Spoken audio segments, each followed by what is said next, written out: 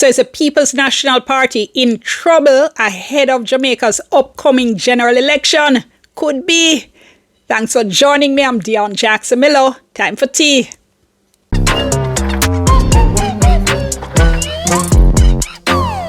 Alright, so just a quick reminder, we're growing the channel. I'm so grateful to all of you. So just remember, like the video, alright, share with somebody who might be interested, and subscribe to the channel if you're not yet a subscriber, and click the notification bell so you know anytime I drop a new video. As you probably know, general election in Jamaica has to be held by the end of 2025 at the very latest. So every poll coming out now is going to be scrutinized and analyzed and discussed. So the latest RGR Gleaner done and some polls which came out in June 2025 are of whole heap of interest right now. And just a disclosure and a reminder, I do work for the RGR Gleaner Group.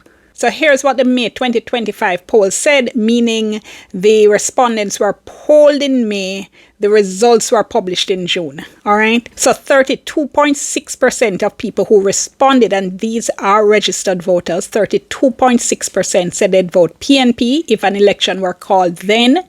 29.6% said they'd vote JLP. 18.4% said, boy, we don't know. 19.4% said they were not likely to vote. So on the face of it, the PNP is still in the lead. Remember though, the poll's margin of error is 3%. They are exactly 3% ahead of the Jamaica Labour Party. The issue here was a trend. What have we been seeing? So let's take a look at what's been happening. All right. So if you look at these numbers, in 2022, we were seeing the Jamaica Labour Party ahead of the PNP. They had a pretty big 16% lead in 2022. This was a little less than 2 years after the September 2020 general election. So the PNP at this stage still suffering as a result of that thrashing they took in the polls from the Jamaica Labour Party. Then in October 2023, PNP now with a 3.4% lead. And the biggest lead we saw them with was September 2024, after the annual conference, when they had a lead of 9.1%. That lead shrunk. So in January 2025, they were still ahead, but by 4.7%. And now with the poll taken in May 2025, we're only seeing a 3% lead. And remember, 3% margin of error. So here are three things I think the PNP needs to be thinking about. One, the JLP seems to be standing still, but you are moving backwards. If you look at the numbers, JLP numbers have been pretty flat since September 2024. Support for the JLP, you could also say then pretty consistent in September. The PNP, on the other hand, lost nearly 7% since September 2024. So even if the PNP's argument is, well, the September 24 numbers were a little bit artificially inflated because we had just had conference and everybody did rile up, it still lost support since that time. Pointing out that the JLP numbers are flat shouldn't make the PNP feel any better, right? Because if they keep falling behind, them still are going to lose the race, even if the JLP is treading water and standing still in one position, now move. Number two, the PNP has been hammering away at this idea of corruption for the past few years. Every time you hear the opposition leader Mark Golding talking, he's talking about corruption. He's raising concerns about the fact that the Prime Minister's statutory declarations haven't been certified. Well, here's the thing. Based on what we're seeing in the poll, that ship now sail. Look at these poll numbers. Which party do you think is more committed to fighting corruption? 25.3% said JLP, 25.7% said PNP. Not sure, 22.6%, and then another 26.5% said none of them. So, about an equal percentage of Jamaicans are saying JLP is better at fighting corruption. Same percentage basically saying PNP is better at fighting corruption, and it's basically the same percentage saying none of them. And again, another set of people saying we're not sure. Now, let me be clear. I'm not saying that the issue of corruption is not important. I'm not saying it's not to be spoken about. I'm not saying concerns are not being raised.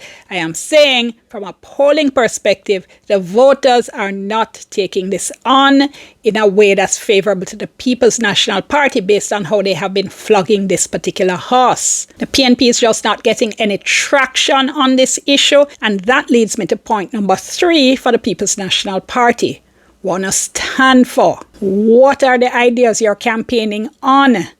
If I ask you, what are the PNP's big ideas for this country? You can't tell me. I know there are some ideas out there, but honestly, everything sounds like kind of coming from this spokesperson, coming from that spokesperson. It sounds like, say, every man a row him own boat, every man a fly him own kite.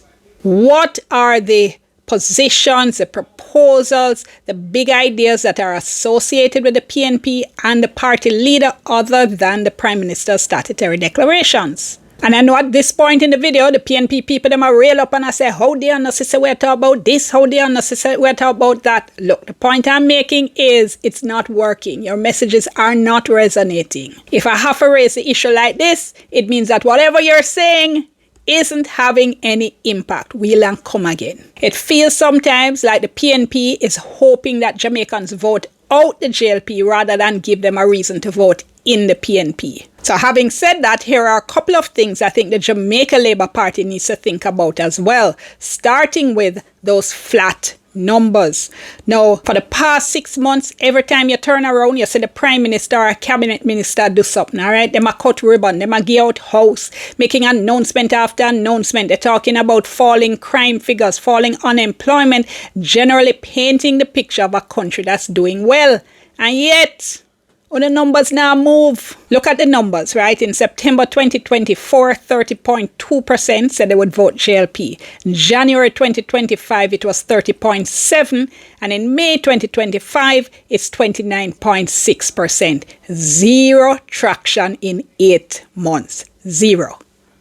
So the party has to take a serious look at what is going on here. Is it that the voters are seeing all of this activity as too little too late, 10 years in office and all the excitement that come in the last part when we're actually seeing or can almost see the general election on the horizon? That is something serious that the party has to take into account. And it then relates to point number 2 for me. What have you accomplished? Now look, let's be clear. I've spoken before about how the numbers look good. The country's numbers look good. Murders down 40%. Unemployment at a record low of 3.5%. So how come when asked what the government has done well, the biggest block of voters, about 29%, said nothing, don't know, not sure. And I hear the JLP argument on the campaign trail, them a cuss and them a say how that is how it's being reported. What about the fact that 61% of people could say that the JLP, the government, had done something well?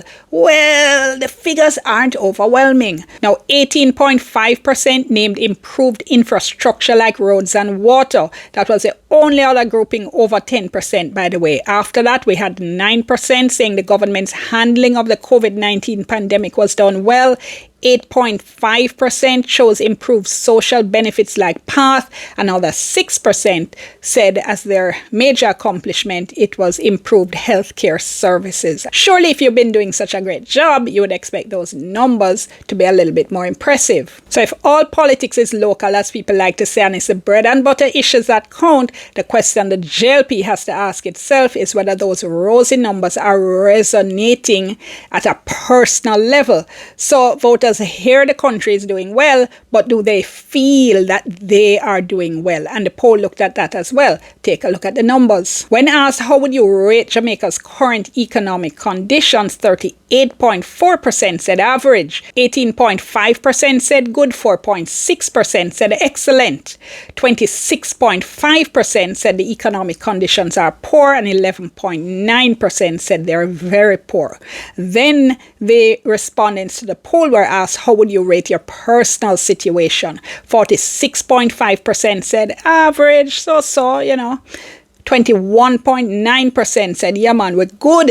8% said excellent, 17% said poor, 6.1% said very poor. Now, those are not terrible numbers for the JLP, not at all, but they're not a ringing endorsement either, right? They're more kind of lukewarm. So the JLP has to figure out how to move the needle, how to get people feeling better about themselves and better about the JLP's performance, because if you continue to stand still and then the PNP starts to pick up support again, time going run out, and that's it. The third issue for the JLP is incumbent fatigue, right? Sometimes voters don't care what you do, how good you're doing, then just decide say it's time for a change. Then just tired of you, then want to see you gone. We used to talk about the two-term syndrome in Jamaica. You would have voters would put in the PNP for 2 terms and vote them out and put in the JLP for 2 terms, and then that cycle would continue. We stopped talking about that because that pattern was broken. A lot of the time, people don't like to see politicians in office too long. They think they get too comfortable. The arrogance starts to set in. There are concerns about corruption. So voters like to shake things up from time to time